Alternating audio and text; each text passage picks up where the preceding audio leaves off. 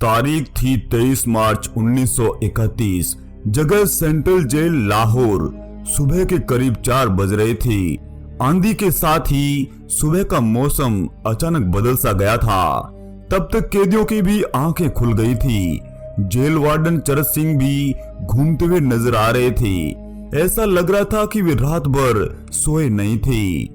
जब कैदियों ने उनसे कारण जानना चाहा, तो फिर कैदियों को भी अपनी अपनी कोठरियों में भगा दिया था और फिर उन्होंने कोई कारण भी नहीं बताया था और कहा कि आदेश ऊपर से हैं। इस तरह के जवाब ने कैदियों के मन में किसी अनहोनी का एहसास हो गया था। तब तक जेल का नाई बरकत भी आ धमका था। रोजाना हंसी मजाक करने वाला बरकत आज खामोश था। कैदियों को बरकत की आंखों में आंसू साफ नजर आ रहे थे और फिर बरकत का भी सब्र टूट चुका था। उन्होंने बता दिया कि आज शाम को भगत सिंह, सुखदेव और राजगुरु को फांसी होने वाली है। गोरी सरकार भारतीयों से इतनी डर गई है कि आज की रात निकालना भी उनके लिए मुश्किल हो रहा है। तभी तो उन्होंने 12 घंटे पहले ही फांसी देने का ऐलान कर दिया है। इतना सुनते ही कैदियों में मायूसी सा गई थी। अचानक जेल का माहौल गमगीन हो गया था और फिर सभी बरकत से अनुरोध करने लग गए थे कि भगत सिंह जैसे क्रांतिकारी इस दुनिया में बिरले ही होते हैं। कैदी बरकत से चाह रहे थे कि वो उनकी कोठरी में जाकर भगत सिंह की कोई निशानी, पेन, घड़ी, कंगा इत्यादि लाकर हमें दे दिया जाए, ताकि हम भी लोगों को बता सके कि किसी समय हम भी भगत सिंह के साथ जेल में रहा करते थे। उस दिन सुबह से शाम हो गई थी, मगर कैदी उन क्रांतिकारियों की कोठरी को बार बार निहार रहे थे। वे सब अपना दुख दर्द तो भूल गए थे और बार बार उन क्रांतिकारियों के लिए दुआ कर रहे थे। सबकी निगाहें उस मुख्य दरवाजे की तरफ थी जहां से इन क्रांतिकारियों को फांसी के लिए ले जाया जाना था। जेल वार्डन चरत सिंह भी इस बात से बेहद दुखी थे। भगत सिंह जेल में भी किताबें पढ़ते रहते थे और अक्सर चरत सिंह उनके लिए लाइब्रेरी से किताबें लाया करते थे। मगर अब दुख इस बात का था कि आज के बाद ऐसा नहीं होने वाला था। भगत सिंह और उनके साथियों को भी यह खबर पहुंचा दी थी, मगर उनके चेहरों पर कोई भाव नजर नहीं आ रहा था। इन्होंने तो रास्ता ही यही चुना था और इसी दिन का वे इंतजार कर रहे थे। एक समय की बात है जब भगत सिंह के एक साथी ने पूछा कि आप अपना बचाव खुद क्यों नहीं करते। तब भगत सिंह का जवाब था, इनकलाबियों को तो मरना ही होता है, क्योंकि उनके मरने से ही उनका अभियान मजबूत होता है, अदालत में अपील से नहीं। भगत सिंह की कोठरी का नंबर 14 था। आंगन कच्चा ही था, कहीं कहीं घास भी नजर आ रही थी। कोठरी में बस इतनी सी जगह थी कि उनका 5 फुट 10 इंच का मोटा तगड़ा शरीर बड़ी मुश्किल से आ रहा था। यह जो घड़ी आप देख रहे हो, यह भगत सिंह की प्रिय घड़ी थी, जिसे उन्होंने अपने साथी जयदेव कपूर को तोहफे में दे दी थी। शाम के करीब 6 बज गए थे। तभी अचानक भगत सिंह के वकील प्राणनाथ मेहता भी आ गए थे।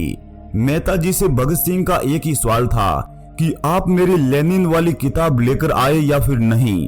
तब तक मेहता जी ने अपने झोले से वो किताब निकालकर भगत सिंह के सामने रख दी थी और फिर भगत सिंह ने हाथों हाथ उस किताब को पढ़ना शुरू कर दिया था, मानो उनके पास समय बहुत ही कम है।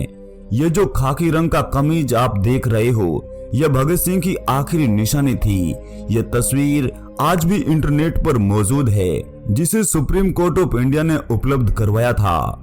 शाम के करीब 7 बज रहे थे और फिर तीनों क्रांतिकारियों को अपनी अपनी कोठरियों से बाहर निकाला गया था। भगत सिंह, सुखदेव और राजगुरु ने अपने साथी कैदियों का हाथ जोड़कर अभिवादन किया था और फिर एक साथ तीनों ही आजादी का अपने प्रिय गीत गुनगुनाने लग गए थे। कभी वो दिन भी आएगा कि जब हम आजाद होंगे, वो जमीन भी अपनी होगी, वो आसमां भी अपना होगा। ये जो टोपी आप देख रहे हो, यह सुखदेव की है, जिन्हें वे अक्सर पहना करते थे। एक समय की बात है जब भगत सिंह की माँ भगत सिंह से मिलने जेल में आई थी। तब भगत सिंह ने अपनी माँ से कहा था कि माँ, तू फांसी वाले दिन मत आना, उस दिन मुझे फांसी पर देखकर तुम रो दोगी और लोग क्या कहेंगे। देखो भगत सिंह की माँ रो रही है। और फिर तीनों का बारी बारी से वजन किया गया और फिर उन्हें स्नान की आखिरी रस्म अदा करने को भी कहा गया था। तब तक फांसी वाला समय भी करीब आ रहा था। सरफरोशी की तमन्ना अब हमारे दिल में है गाने के साथ ही वे तीनों जल्लाद की ओर आगे बढ़ रहे थे। फांसी देने वाले जल्लाद का नाम मसीह था, जिसे लाहौर के पास ही शाहदरा से बुलाया गया था। भगत सिंह इन क्रांतिकारियों के बीच में खड़े थे और बार बार इंकलाब जिंदाबाद के नारे लगा रहे थे। इस तरह कैदियों ने भी उनके स्वर के साथ स्वर मिला दिया था। जल्लाद ने तीनों के गले में फांसी की रस्सी भी डाल दी थी और हाथ भी बांध दिए थे। तब तक जल्लाद ने वो फांसी वाली रस्सी भी खींच ली थी। काफी देर तक उनके मृत शरीर उस तख्ते से लटके रहे थे और फिर बाद में उन्हें नीचे उतारकर उन्होंने अपनी अंतिम कार्रवाई को अंजाम दिया था। भगत सिंह ने अंग्रेजों को पहले ही बोल दिया था कि फांसी के बाद उनका मृत शरीर उनके भाई कुलबीर को सौंपा जाए, मगर धोखेबाज अंग्रेजों ने उस वादे को भी पूरा नहीं किया था। पहले तो वे उन तीनों को जेल परिसर में ही दाह संस्कार का प्लान था, मगर धुआं देखकर भीड़ जमा होने की भी आशंका थी। अंग्रेज सरकार बेहद डरी हुई थी। तत्काल जेल की पिछली दीवार को तोड़ा गया और फिर उनकी बॉडी को एक ट्रक में डालकर नदी के किनारे अंतिम संस्कार करना तय किया था और फिर सतलज नदी के किनारे ही जलाने लगे थे। मगर तब तक आसपास के लोगों को भी भनक लग गई थी। इतनी भीड़ को जमा होता देखकर अंग्रेज लोग भाग खड़े हो गए थे।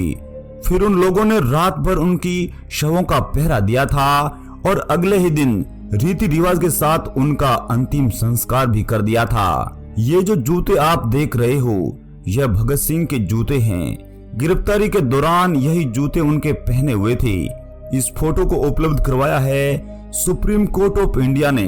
दूसरी तरफ जेल वार्डन चरत सिंह भी फूट फूट कर रो रहे थे। उन्होंने अपने 30 साल के कैरियर में फांसियां तो खूब देखी थी, मगर मौत को इतने करीब से गले लगाने वाले बहादुरों को वे पहली बार देख रहे थे। मगर बड़े अफसोस की बात है कि उस समय भारत के बड़े नेताओं ने उन्हें बचाने का कोई प्रयास नहीं किया था। दोस्तों, इन क्रांतिकारियों के बारे में आपकी क्या राय है? कमेंट में लिखकर हमें जरूर बताइएगा। जय हिंद, वंदे मातरम।